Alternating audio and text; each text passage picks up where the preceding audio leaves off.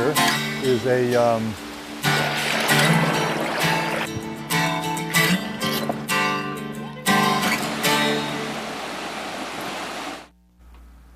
Hello, welcome to Walk in the Park. My name is Tony Ingram, and this is episode 205. Can you believe it?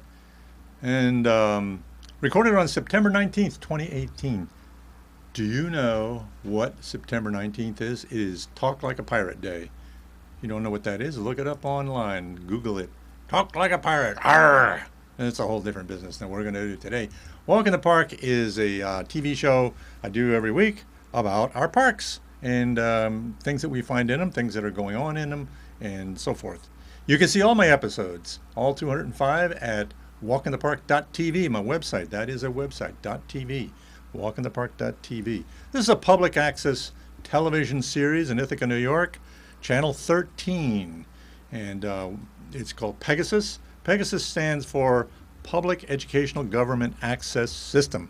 So we have three channels. We have Channel 13, 15, and 16, and they serve those three purposes and three parts of the community that people can see locally in Ithaca, New York, in the town of Ithaca, the city of Ithaca, and surrounding areas. And you can become a producer for with Pegasus at come down to our studio and at scheduled times. Actually, you go to the website and you can see the schedule of training, and every month they have training for using our main studio and also for what they call portable class. You can borrow cameras and other equipment and go out and make your own show. So go to pegasus.webstarts.com. That's our website for public access in Ithaca, New York. So this time we're going to continue our talk that we've been having about invasive plants, particularly invasive species. So there's a program in New York State to protect us from invasive plants and animals that are wreaking havoc with our ecosystems and with agriculture and public health, that sort of thing. So there is a particular program that is going on in the state parks these days, and also going on in other parks to try to educate people about these invasive species, invasive plants particularly, and how to manage and eradicate, monitor, and so forth them. So we've done a number of shows, including segments about this, and most of those segments were from, some of those segments were from Invasive Species Awareness Week, which occurred in mid-July. So we're going to go back to mid-July and continue the discussion of that. Some of it also happened in mid-August, but we're going to go back to Tutelo Park, which you might be able to make out that marker just the lower left beyond the center of this picture. This is a Google Earth picture of the valley south of Cayuga Lake, including Ithaca, and Tutelo Park is a town of Ithaca Park. And that day, this was July 14th or so, there was I went to the park, and I was invited there by the town of Ithaca Conservation Board to video their educational activities about invasive species. I also went to Treman State Park that same day, which I will show you later. So Tutelo Park is a small park on Boswick Road, just off of 5 Mile Drive, but it commemorates the Tutelo people who came in the early 1700s and settled under the protection of the Cayuga Nation. They were fleeing the British Army and settlers in Virginia, and they came up. But then in 1779, they had to flee again because the American Army came up and conquered the Finger Lakes region, so their town was destroyed. There's an interesting interpretive sign there, actually two sides of it there, panel with lots of information about the Tutelo story and their relationship to the Cayuga people and the town that was there. It's a small park. They have a little trail that goes up in the woods, up to a little knoll, and there's some wetlands there. And there's also a baseball diamond, but I don't have a picture of that right this moment. But I wonder if that's actually, if I go back up to, well, that would be to the left of this picture is the baseball area. So lots going on there. But this is a picnic shelter that people can reserve, and in this picture shelter, under this picnic shelter, is where the invasive species educational activities that were being conducted by the Town of Ithaca Conservation Board, which, by the way, I used to be on for a number of years. So we're going to go there and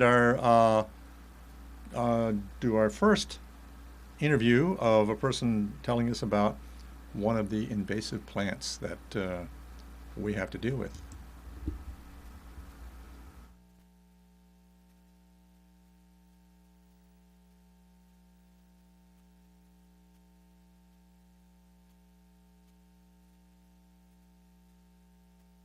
Sorry, a little delay here. We're going to get this up.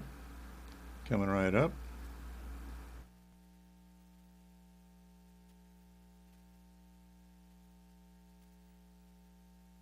Hi, I'm Lindsay Dombrowski. And you're on the Conservation Board? Yes, I am. And you also work for the state parks? I do also work for the state parks. Ooh. No pressure. And you're in the Forces group, did you say, or no? Yes, yeah. I work with a program called Forces, and that's an acronym for Friends of Recreation, Conservation, and Environmental Stewardship. Yes. It's a group that basically gets people out into the parks to do environmental stewardship, environmental education, recreation, or historic preservation-based projects. Right. So what's this lovely plant you have here? It's Right. Pretty interesting looking. It's commonly known as Japanese Barberry. Uh-huh. It is an invasive plant, since that's the theme of the week. It is a bit problematic because people plant it or used to plant it. It should be on the list of state prohibited and regulated plants, so it shouldn't be planted anymore. But when it was, people would plant it so that deer wouldn't eat it. So it's not very appetizing for deer.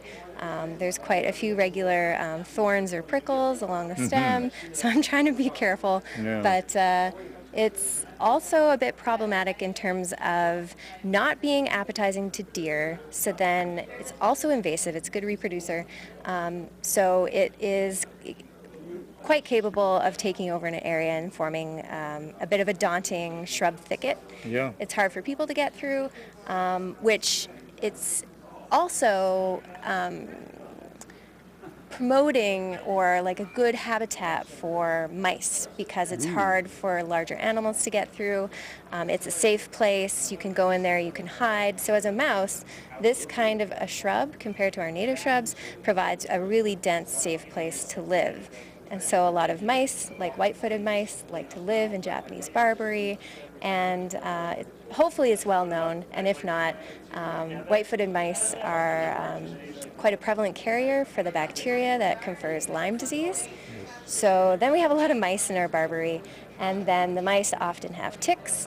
And interestingly, the Barberry actually creates a microclimate, so a local condition that promotes the survival of ticks.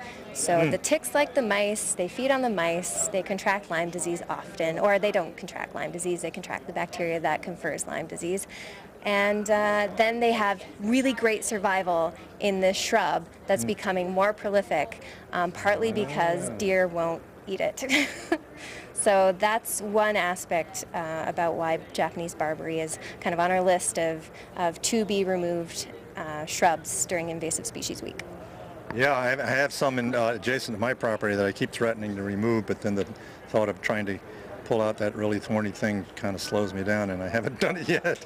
Yeah, it goes through my pants quite regularly, and I try to buy field-proof pants that are going to get me through the tough spots, and I usually feel this no matter what. So it's unfortunate to try to get rid of this. It's difficult.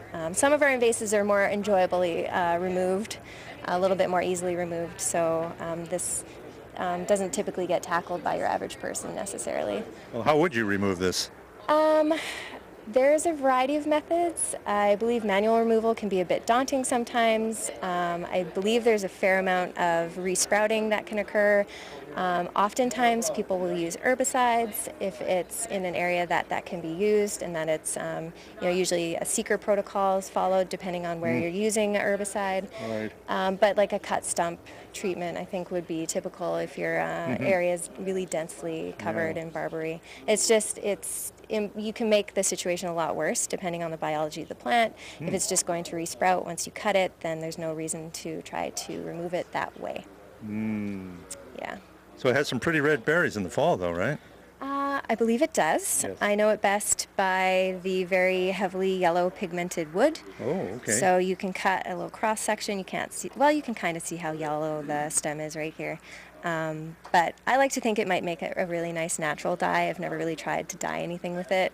But, you know, there can be pros and cons of invasives. You know, pro, maybe it would make an excellent natural dye. Con is a great tick haven.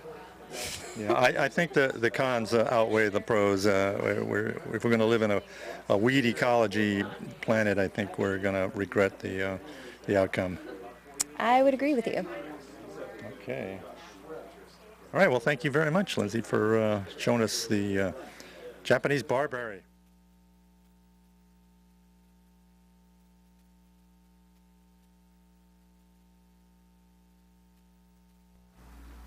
I'm trying to include some of the photo credits when I have cutaways to photos and so forth. So I'll be doing more of that. So now we're going to stay at Tutelo Park for a couple more discussions. This time we're just going to look at a short video showing removing some of the invasive species manually or with hand tools. And this is by James Hamilton, who has been on the Conservation Board for many years. He was on it when I was a member years ago. And very dedicated and a very good naturalist and botanist. So let's go watch James show us and talk to us a little bit about that. So going right up here, let's get to our next little video segment coming up here.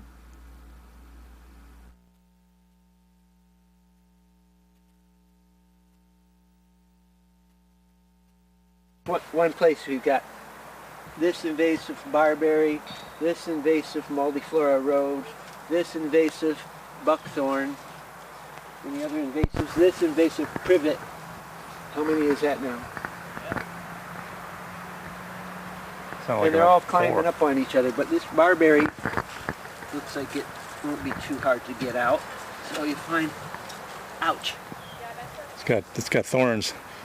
They got horrible little needles, so fine and long and pointy.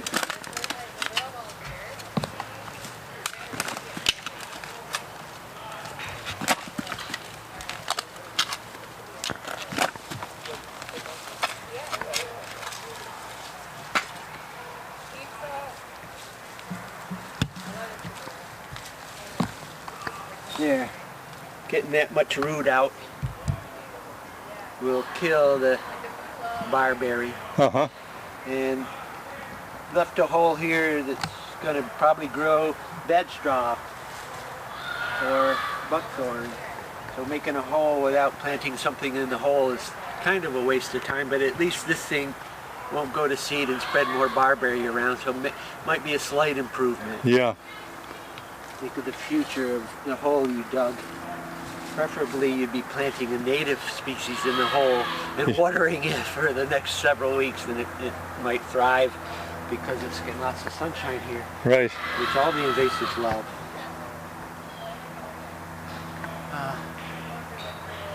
Beautiful nature, what's left of it.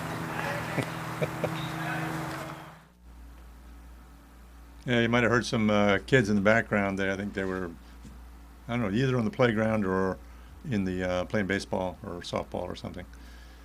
So we're going to stay at Tutelo Park, Town Park in Ithaca, and on Boswick Road. We're going to talk to a couple of other folks about yet another species that you may be very familiar with. This is one of the more traditionally known invasive plants in our woodlands and in our open areas, garlic mustard. So let's go talk to a couple of folks about garlic and mustard coming right up here.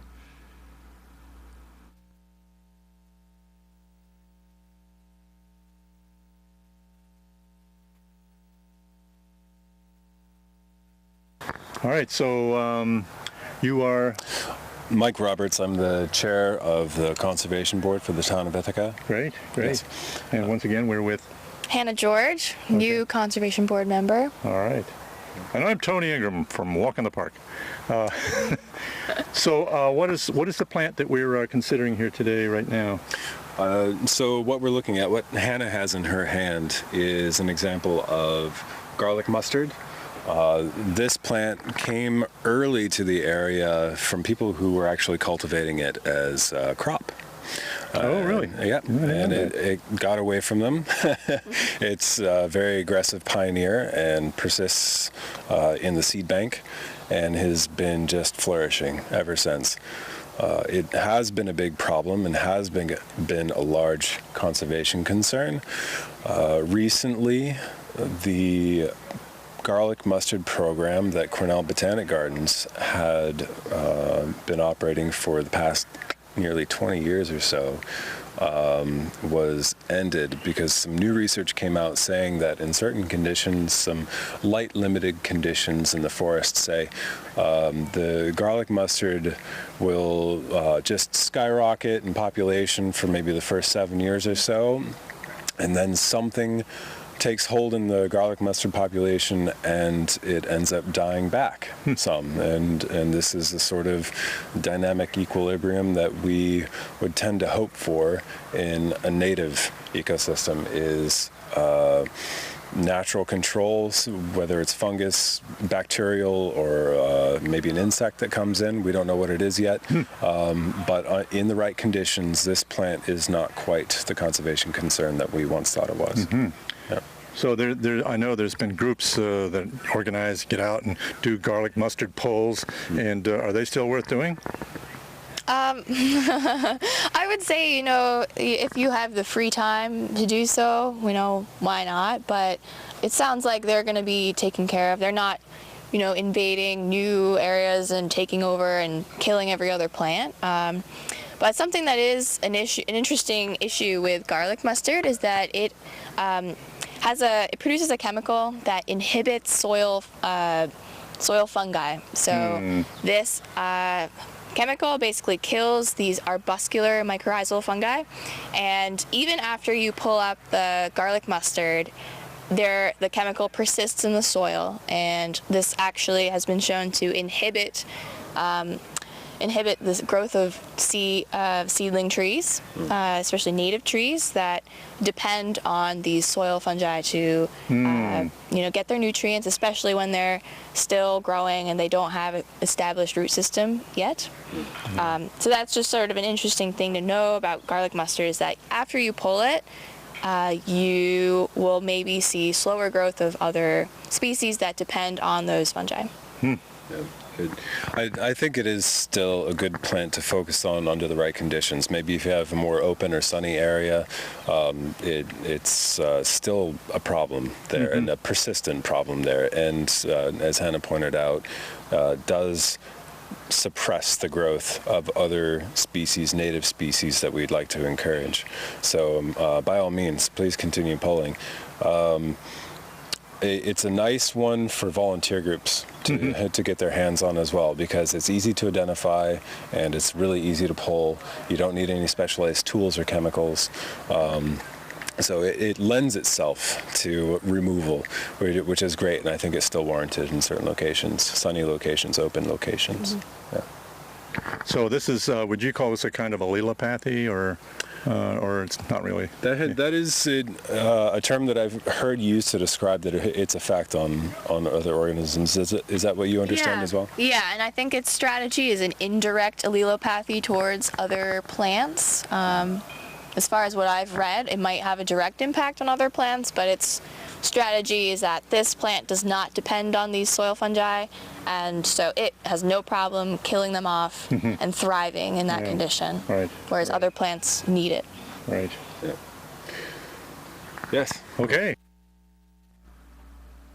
So, new information about garlic mustard. A number of years ago, I remember there was a big panic about it, and people organizing about it, and it does seem to kill itself off, at least in the forest. But there are places where you want to concentrate on it. I know I've removed a lot from my woods, and it hasn't come back too bad, so that's good. So we're you're watching Walk in the Park. It's public access television in Ithaca, New York, in Channel 13, and you can see all my episodes on my website, walkinthepark.tv, walkinthepark.tv. So now we're going to go to another park. We're actually going to go to Robert H. Treman State Park, but we're going to talk about Alan H. Treman State Park. Robert H. Treman State Park is south of Ithaca, and it is a gorge park and waterfalls and so forth. And Allen H. Treman State Park is the marina, Allen H. Treman State Marine Park, right at the southwest corner of Cayuga Lake in the city of Ithaca. And we can see a marina there, and right in the middle is the with all the marina docks and so forth. But what we're really going to focus on is the boat launch and invasive species that boats can that come in and out of the marina or come in and out of the lake can easily transport to other bodies of water if they don't clean off the invasive species, plants particularly, but that can get on them. So this is a very important project. So there are staff that are dedicated to trying to educate people about that and actually removing the invasive plants from folks that come off the lake. So let's go to we'll go to Robert Treman State Park to talk about Allen Treman State Park. Let's see. Here we go. We're going to get this up.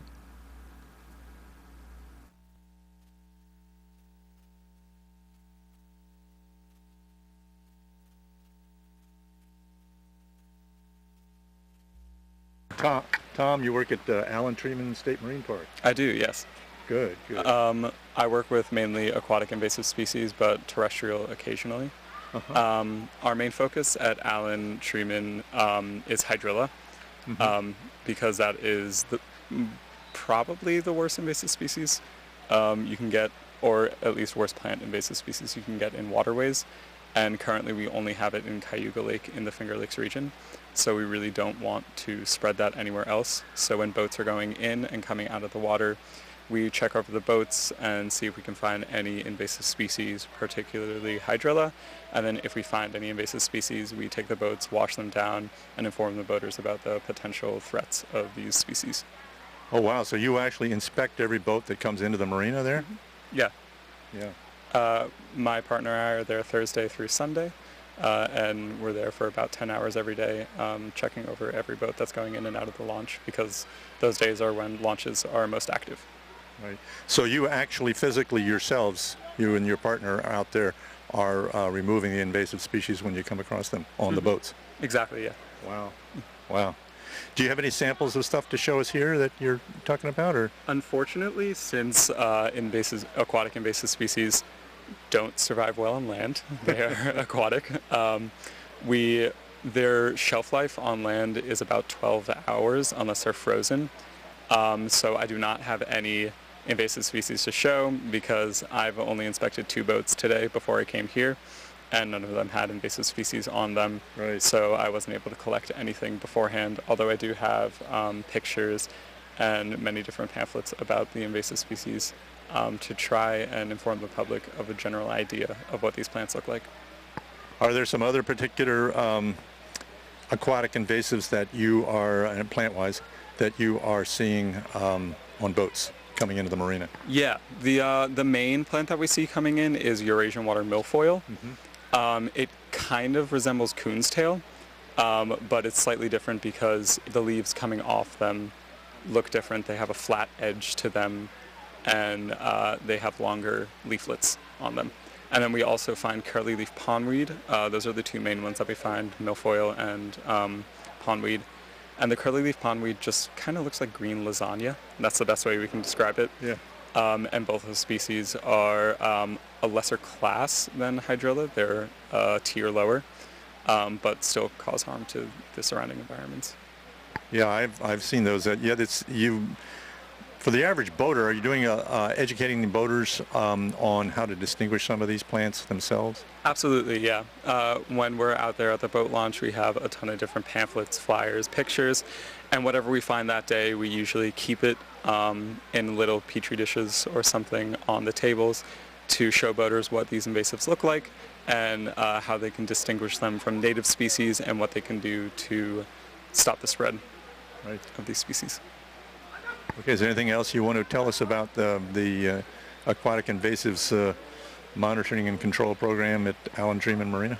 Yeah, what we suggest to all boaters coming in and out of any lake after every use is clean, drain, dry. So what that means is just clean your boat off with a little bit of soap and water or a little bit of bleach, dry it off either with a towel or letting your boat air dry for 5 to 7 days, and drain your bilge. And if everyone did that, invasive species would spread at a much lesser rate than they do now.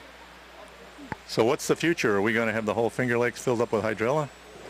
With boat stewards around, hopefully not. Our main use of this job is informing the public about how to stop the spread of these things and what these invasives can do to an aquatic ecosystem. So we have, I believe, 4 stations set up around Cayuga Lake, and we're informing boaters at every station, and hopefully while we're not there, and if they see any of these plants, they can inform the New York State Parks or the DEC, and they can remove these plants and then also follow the clean, drain, dry protocol and stop the spread of these so nothing else gets into any other Finger Lakes. Well, we've been very aware in Ithaca here about the hydrilla that was in the Cayuga Inlet and then into Fall Creek and then into the southern end of Cayuga Lake. But are there some other locations that it's become established that are of significance?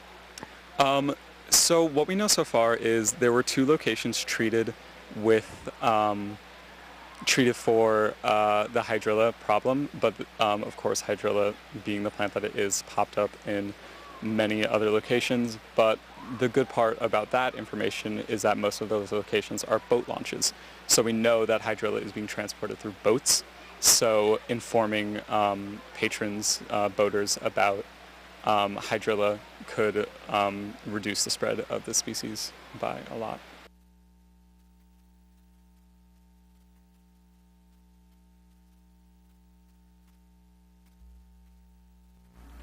Okay, so a lot about invasive species and new information.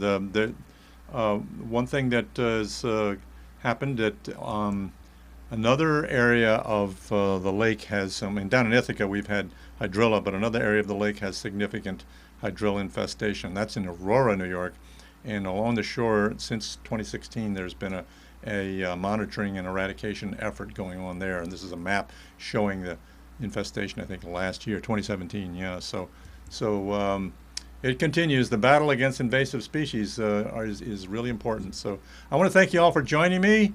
I encourage you to turn off this screen and go out for a walk in the park somewhere and enjoy our living nature. I'm going to show you a native plant that is in Robert H. Treman State Park while we roll the credits here in just a second here. I'm going to roll the credits. So thank you all for joining me.